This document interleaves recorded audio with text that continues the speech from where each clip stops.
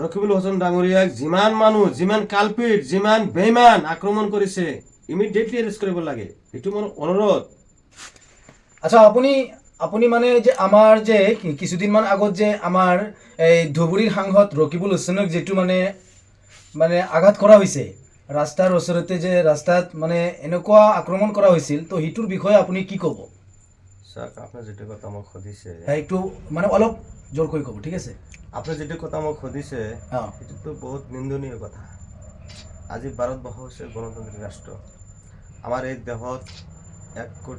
140 কোটি মান মানুহ আছে বসবাস কৰা মানুহ। এটা হৈছে 2011 চনত চেঞ্চাছ হৈছে,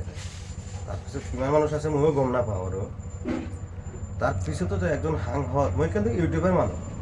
আপুনি ইয়াৰ ইউটিউবৰ মানুহ হয়? এই ইউটিউবাৰ অলপ জোৰকৈ ক'ব, ঠিক আছে? মই এই ইউটিউবাৰ মানুহ। মই কিন্তু কংগ্ৰেছৰ মানুহ নহয়, বিজেপিৰ মানুহ নহয়। মই এই ইউটিউবাৰ মানুহ। কিন্তু সেইটো কথা মই দুখ পাইছোঁ, এজন একটা সন্মানীয় সাংসদ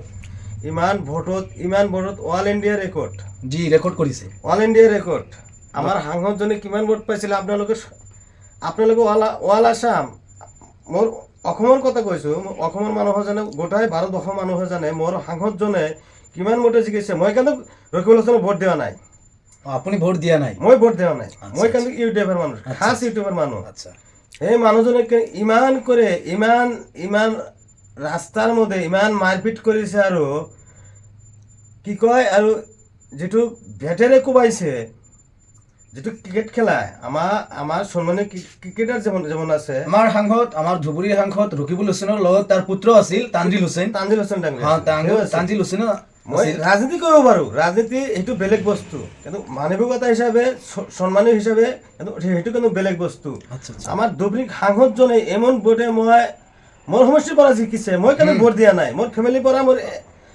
এটা ভোটও দিয়া নাই। আপুনি দিয়া নাই, কিন্তু ৰাইজে দিছে, হয় না? তাক ভাল পাইছে, ভোট দিছে, ৰাইজে ভোট দিছে, ৰাইজৰ ৰজা। আজি ইমান কৰি তাৰ সমষ্টিত ইমান কৰি কোবাইছে, ইমান অপদস্থ অপমান কৰিছে। মই ভাৰতবৰ্ষৰ মানুহ নাকি, মই পাহৰি গৈছো। এইটো কোন দেশ? ইমান লজ্জাজনক কথা মই পাহৰি যাব নোৱাৰো। মানে আপুনি কৈছে যে ইমান এটা ঘটনা যে হৈছে, মানে বহুত এটা এইটো নিন্দনীয় কাজ হয়। মানে আপুনি যে চাওক, ৰানিং এটা এই সাংসদ তাক যে এনেকৈ মাৰিছে, আপুনিতো এইটো আপোনাৰ ইমান দুখ পাইছো, ইমান বেয়া পাইছো, ইমান আমাৰ অসমত কোনোদিনো হোৱা নাই। সেইটো হয় পশ্চিমবংগত হয়, বিহাৰত হয়, উত্তৰ প্ৰদেশ। বহুত বেয়া লাগিছে সেইটো হয়, সেইটো ঘটনা হয়। সেইটো হৈছে কি কয় আপোনাৰ ৰাজতন্ত্ৰ। বিহাৰত যেটো হয় সেইটো ৰাজতন্ত্ৰ, উত্তৰ প্ৰদেশ হয় ৰাজতন্ত্ৰ, বেংগলত যেটো হয় এটা রাজতন্ত্র। কিন্তু বাকি আমার স্টেট যে ভারতবর্ষ ইমান স্টেট আছে, এটা গণতন্ত্র দেশ। 140 কোটি মানুহৰ দেশ, ইমান একটা অপমানজনক ঘটনা মই খুব দুখ পাইছো, আঘাত পাইছো, নিন্দনীয় কৰিছো যিবিলাক মানুহে কৰি আছে। আপুনি এইটো যে দুখ পাইছে, আপুনি এতিয়া আপুনি আমালোকৰ চৰকাৰক কি, মানে চৰকাৰৰ ওচৰত কি বিচাৰে? মই চৰকাৰৰ বিচাৰে নিৰাপত্তা বিচাৰে নেকি, মানে কি এটা বিচাৰে? যেটো মই কৈছো পাৰ্লামেণ্টত 545 জন সাংসদ আছে। আচ্ছা, আমাৰ অল ইণ্ডিয়াতে? অল ইণ্ডিয়া 545 জন সাংসদৰ মধ্যে এটাতো মোৰ ৰকিবুল হোসেন ডাঙৰীয়াটো এজন পৰে। এইটো কিমান সন্মানীয় সাংসদ, বহুত ভোটত জিকিছে, কিমান সন্মানীয় সাংসদ। এটা ভোটে জিকক, এটা ভোটে জিকিলেও সেইটো কিমান সন্মানীয় সাংসদ হয়। মই কোনো দলৰ একেষ্ট মই কোৱা নাই। কোনো হয় ইউটিউব হওক, কোনো কংগ্ৰেছ বা হওক, কোনো বিজেপি হওক, যিকোনো নিৰ্দলীয় হ'লেও ইমান সন্মানীয় সাংসদ, ৰাইজে ভোট দিয়া, মই ভোট দিছোঁ, আপুনি ভোট দিছে, বেলেগে ভোট দিছোঁ, ৰাইজে ভোট দিয়া সাংসদ, ৰাইজৰ ৰজা। যিকি আজি মোৰ মুখ্যমন্ত্ৰীৰ কথা মই কৈছোঁ, এই কংগ্ৰেছত আছিল, মাননীয় মুখ্যমন্ত্ৰীৰ কথা কৈছোঁ মই, ডক্টৰ হিমন্ত বিশ্ব শৰ্মা কংগ্ৰেছত আছিল। কংগ্ৰেছে কি দিয়া নাই, তাক কি দিয়া নাই। সিয়াৰ বাপেকো যিনি দিছে কংগ্ৰেছ, তাক ইমান বহুত দিছে। আজি কংগ্ৰেছৰ কাৰণে মুখ্যমন্ত্ৰী দাবী ৰৈছে, মুখ্যমন্ত্ৰী পোৱা নাই, বিজেপি জইন কৰিলে। কৰক, আপুনি যি ভাল কৰক। বিজু যাই কেনে ইমান অসমখন ইমান জংঘল ৰাজ বনাই আছে, ইমান জংঘল ৰাজ একটু ভাল পোৱা নাই মই একটা ভাৰতীয় নাগৰিক হিচাপে এইটো মই কৈছোঁ ইমান ভাল পোৱা নাই আপুনি দেশৰ মুৰব্বী হয় আপুনি এই অসমৰ মুৰব্বী আপুনি কি ভাবিছে এই ক্ষমতাটা কিন্তু চিৰজীৱনে এজনৰ হাতত নাথাকে জি ৰাইজৰ ৰজা ৰাইজে যাক ভোট দিব সেই ৰজা হ'ব হয় না নাই হয় সেইটো কথা মই কৈছোঁ মুখ্যমন্ত্ৰীক আহ্বান জনাইছোঁ আপুনি ৰকিবুল হুছেইনক নিৰাপত্তা আপুনি বঢ়াই দিয়ক এনেকুৱা ৰাস্তায় এমন একটা সাংসদ ইমান ভোটে জিকায় এইটো খালি ৰকিবুল হুছেইনৰ মানে অসমান নহয় সকলো সকলো সাংসদ। সকলো মন্ত্ৰী সকলো সাংসদ মানে মই কৈছোঁ, নিৰাপত্তা- বিজেপিৰ হওক আৰু নিৰ্দলীয় হওক যিকোনো চাওক, দলৰ হওক মই এইটো কথা মানে মই আপোনাক ক'ব বিচাৰিছোঁ যে চাওক ইমান এটা ডাঙৰ সাংসদ হয় তাৰ মানে এনেকুৱা অত্যাচাৰ তাৰ ওপৰত হৈছে ঠিক আছে সি এজন সাংসদ হয় তাৰ ওপৰত এনেকুৱা অত্যাচাৰ হৈছে আমালোকৰ জনগণৰ কেনেকুৱা হ'ব কেনেকুৱা হয় সেইটোতো মই কৈছোঁ সেনেকে সেইটোতো কৈছোঁ মই দাদা মোৰ কথাখিনি হৈছে ইমান একটা সাংসদ ভাৰতবৰ্ষ ইমান ডাঙৰ ৰাষ্ট্ৰ 140 কোটি মান মানুহ আছে আমাৰ এই দেশত 140 কোটি মান মানুহৰ মধ্যে নিৰ্বাচনী কৰি কিমানখন সাংসদ পাতায় 545 জন আপোনালোকে ইমান আইন বনায় যিটো আইন আপোনালোকে বনায় সেইটো আমাৰ ভাৰতবৰ্ষত সেই আইনটো সেইটোই চলে তাক ইমান সন্মান দেওয়া হয় তার ইমান একটা সাংসদ রাস্তাত ইমান লাঠিরে কোবাই বেঠেরে কোবাই এই দেশত থাকার থেকে না থাকা মরে যাওয়া ভালো আৰু মই ইউটিউবার মানুহ সেইটো নহয় কংগ্রেসের মানুহ মই নহয় এই দেশ একটা বিজেপির সাংসদ জুল মারিলে হতন মই ইমান দুখ প্রকাশ করলে হতন মই ইমান দুখ আমি রাইজের ওচৰত প্ৰকাশ কৰতে হতাম এনেকে একজন সাংসদ যিকোনো দলৰ সাংসদ আমি সন্মানীয় সাংসদ একজন সন্মানী MLA একজন সন্মানীয় কাউন্সিলৰ প্ৰেসিডেন্ট যিকোনো হোক ৰাইজে ভোট দিয়ে কাৰণে জিতায় আৰু আপুনি মাননীয় মুখ্যমন্ত্ৰী এনেকুৱা মই অনুৰোধ জনাইছোঁ মুখ্যমন্ত্ৰী মহোদয় আপুনি এনেকুৱা দুষ্কৃতিকাৰীক প্ৰোৎসাহন দিব আৰু অনুৰোধ কৰিছোঁ আৰু যিবিলাক মানুহে মানে ৰকিবুল হুছেইনক যিবিলাক মানুহে আক্ৰমণ কৰিছে আপুনি চৰকাৰৰ ওচৰত কি বিচাৰে যে তেওঁলোকক অতি সোনকালে শাস্তি দিয়ক মই এনেকুৱা শাস্তি দিয়ক যাতে মানে দ্বিতীয়বাৰৰ বাবে কোনোবাই সাহস নকৰে এনেকুৱা আপত্তি আপুনি চৰকাৰৰ ওচৰত কৈ দিয়ক মই সেইটো কথা ক'ব বিচাৰিছোঁ কৈ দিয়ক। মাননীয় মুখ্যমন্ত্ৰী মহোদয় আপুনি এই দেশত এই অসমৰ ৰজা মই প্ৰজা আপোনাক ইমান সন্মান কৰোঁ আপুনি আগে ভাল পাইছোঁ যেতিয়া বিজেপিত গৈছে মই ভাল নাপাওঁ যেতিয়া বিজেপিত আপুনি গৈছে সেইটো ভাল পাওঁ আপুনি আমাৰ ইছলাম ধৰ্মৰ মানুহৰ ওচৰত আহি মাদ্ৰাছাত মৌলানা হুজুৰৰ লগত আশীৰ্বাদ লৈছে বহুত ভাল পাইছিলোঁ আপুনি ধুনীয়া এতিয়াও ভাল পাওঁ মই কিন্তু যেতিয়া কমিউনিয়েল ভাৱ নহয় সেইটো বেয়া পাওঁ দুখ পাওঁ মনে আঘাত পাওঁ বহুত আপোনাৰ আমি যেতিয়া ফাৰ্ষ্ট 2006 চনত মই ভোট দিছিলোঁ এতিয়া মই ইউটিউবে আছিলোঁ কিন্তু আমি এজনেই মানুহ আছিলোঁ কংগ্ৰেছত সেইটো হিমন্ত বিশ্ব শৰ্মাৰ কাৰণে মই ভোট দিছিলোঁ কংগ্ৰেছত হিমন্ত বিশ্ব শৰ্মাক আমি ইমানেই ভাল পাওঁ হিমন্ত বিশ্ব শৰ্মাৰ কাৰণে মই কংগ্ৰেছত ভোট দিছিলোঁ তাৰপিছত মই ভোট দিয়া নাই এতিয়া কংগ্ৰেছ কাৰণে গুচি গ'লোঁ আৰু ইউটিউবত জইন কৰিছিলোঁ আপুনি ইমানেই ভাল মানুহ এতিয়া হিন্দু মুছলমান কৰি থাকে আপুনি কি কয় ইমান জাতিগত ভেদাভেদ মই জীৱনো শুনা নাই যে দেশত মই হিন্দু মুছলমান কাহে কয় মই শুনা নাই যেতিয়া আমি জন্ম লৈছোঁ 1985 চনত মোৰ জন্ম হৈছিল হিন্দু মুছলমান কাহে কয় মই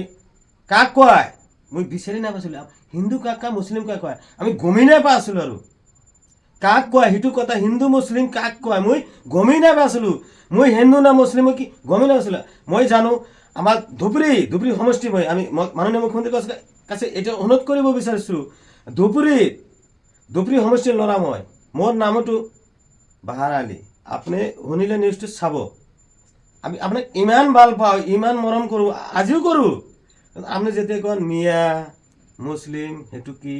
এইটো মই বহুত বেয়া পাওঁ মোৰ মনত আঘাত লাগে আমাৰ এই দেশটো কোনে স্বাধীন কৰিছিল হিন্দু মুছলিম জৈন খ্ৰীষ্টান বৌদ্ধ সবেই মিলাই এই দেশটো মই স্বাধীন কৰিছিলোঁ বাংলাদেশ পাকিস্তান মই ঘৃণা কৰোঁ এক নম্বৰে ঘৃণা কৰোঁ মই একদম বেয়া পাওঁ কিহৰ বাংলাদেশ কিসের পাকিস্তান মই বেয়া পাওঁ কোনোবা কয় কোনোবা ষ্টুডিঅ মই শুনো নিউজে শুনো আমার মুসলিম মানুহ বলে ক'লে পাকিস্তান জিতিলে বোম ফুটায় আর ইন্ডিয়া হারিলে মুখ চুক কি করে বেয়া পায় মই নাপাওঁ পাকিস্তান হারিলে মই বোম ফুটাওঁ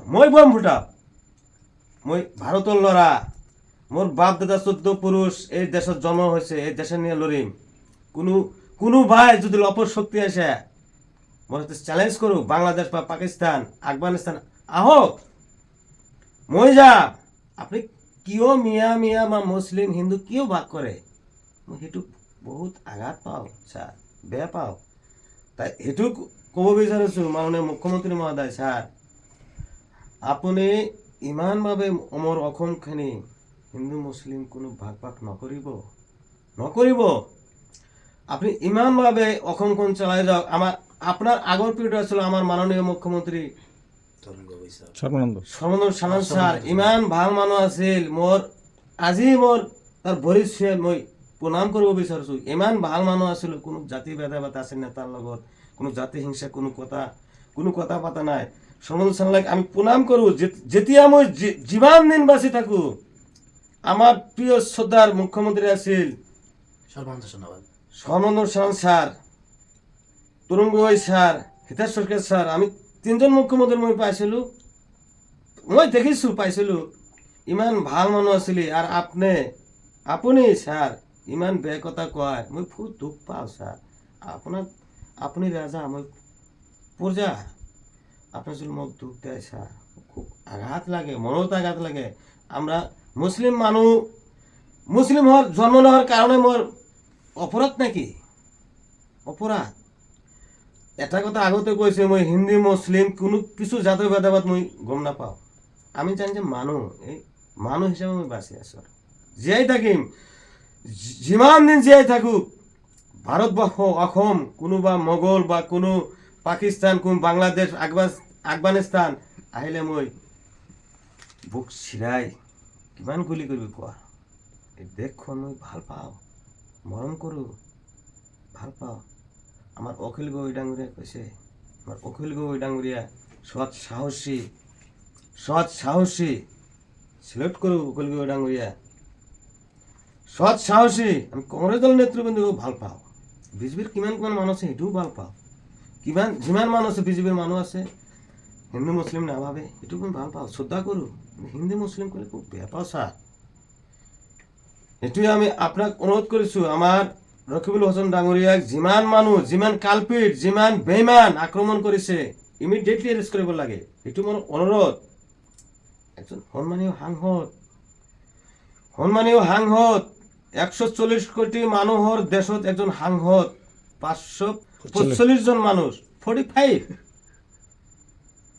সাংসদ পাৰ্লামেণ্টে বহাইছো মই বহাইছো আপুনি বহাইছে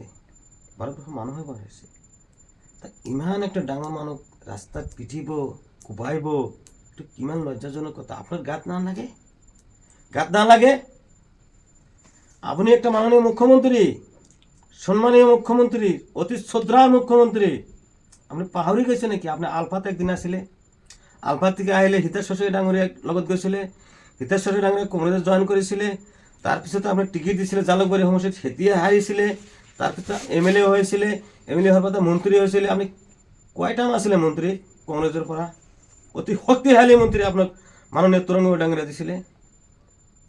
মাননীয় তৰুণ গগৈ ডাঙৰীয়া আমি কিমান শক্তিশালী মন্ত্ৰী দিছিলে ৰকিবুল হোসেন ডাঙৰীয়া হেমন্ত বিশ্ব শৰ্মা ডাঙৰীয়া আপনি ইমান শক্তিশালী মন্ত্রী থাকার পিছতেও আপনি ভারতীয় জনতা পার্টি জয়েন করেছে ঠিক আছে মানিছো মোর এই দল ভাল লাগে নাই বেলেগ দলত জয়েন করছি সেই দলত যাই কেনে আমার অতি মৰমেৰ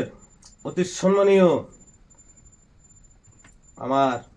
শ্ৰদ্ধাৰ মুখ্যমন্ত্ৰী আছে অতি শ্ৰদ্ধাৰ মুখ্যমন্ত্ৰী ছিল আপনাৰ আমাৰ আগত যিনি মুখ্যমন্ত্ৰী আছে সৰ্বানন্দ সোনোৱাল ডাঙৰীয়া আমি অতি মৰমেৰ অতি শ্ৰদ্ধাৰ অতি মৰমেৰ আমি তাৰ ভৰি চুই কেনে সাৰা জীবন কেনে আমি ইমান ধুনীয়াকৈ মানুহক বুজাই গেছে আমি সৰ্বানন্দ সোনোৱাল আমি অতি প্ৰণাম শ্ৰদ্ধা আমাৰ ইমান মুখ্যমন্ত্ৰী মই অসমত পোৱা নাই তাই মই কৈছোঁ আপুনি ইমান আমাৰ হৰবা ডাঙৰীয়াৰ বিচাৰ চলক না আপুনি আপুনি কাম আজি মই কৈছো শালপন্ত আপোনাৰ মুখ্যমন্ত্ৰী থাকিব গ্যাৰাণ্টি চ্যালেঞ্জ হনাল ডাঙৰীয়াৰ মতে আপুনি চলক না অসমখন চলোৱাক জাতি ভেদাভেদ আপুনি নকৰিব যিমান দিন বা আপুনি জীয়াই থাকিব অসমত সিমান দিন আপুনি মুখ্যমন্ত্ৰী থাকিব আপুনি কমিউনেলটো চাৰি দিয়কচোন ছাৰ অনুৰোধ কৰিছোঁ মই কিয় হিন্দু মুছলমান আমাৰ দেশ আমাৰ এই ভাৰতবৰ্ষ আমাৰ অসমখন আমাৰ কোনে কৈছে মোগল কোনে কৈছে মোগল কেতিয়া আছিল মই গম নাপাওঁ মই জানা নাই মই অলপ বুৰঞ্জী পঢ়ি চাইছোঁ মোগল এতিয়া জুল থাকিতে হয় এতিয়া জুল মোগল আক্ৰমণ কৰিব নহয় কিমান গুলি কৰিব কিমান তীৰ মাৰিব এই দেশখন আমাৰ এই দেশ আমাৰ বাপ দাদা 14 পুৰুষ এই দেশখন জন্ম দিছে ভাৰতবৰ্ষক স্বাধীন কৰিছে আপোনাৰ মই সবাই মিলে অনুৰোধ ছাৰ এইটো নকৰিব ৰকিবুল হাছান ডাঙৰীয়াক যিকোনো দুৰ্বৃত্ত আক্ৰমণ কৰিছে সেইটো উচিত তদন্ত কৰিব বিচাৰ কৰিব এইটো মোৰ শেষ বক্তব্য ৰাখিলে মই সামৰি গৈছোঁ